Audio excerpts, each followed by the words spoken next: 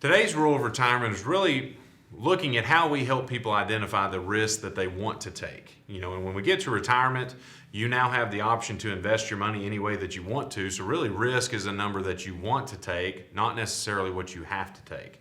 And so looking at this example, let's say you're in a position where you've saved $500,000 for your retirement, but you're not sure the amount of risk that you would like to take.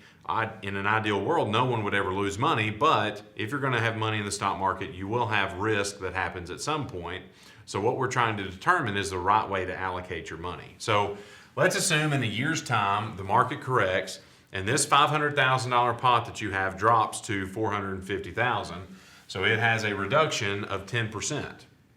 What I'll typically do is if this value is now at $450,000, does that concern you? Well, some people will say yes, others will say no. If the no is a concern, then we continue to drop that number until it gets to a painful level.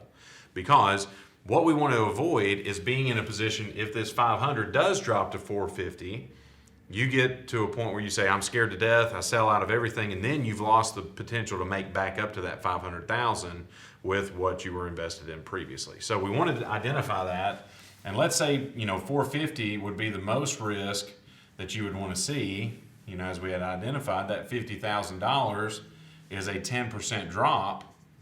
And so for us, as we're looking at allocations in the stock market, if we don't want to lose more than 10%, we've seen the markets drop 50% 2 times in the past 19 years. And so we want to be in a position where if the markets were to drop again, that tells us that 20% of your investments may be the right number to keep in the stock market. And so the remaining question is, where do you put the other 80% of your money to balance your risk?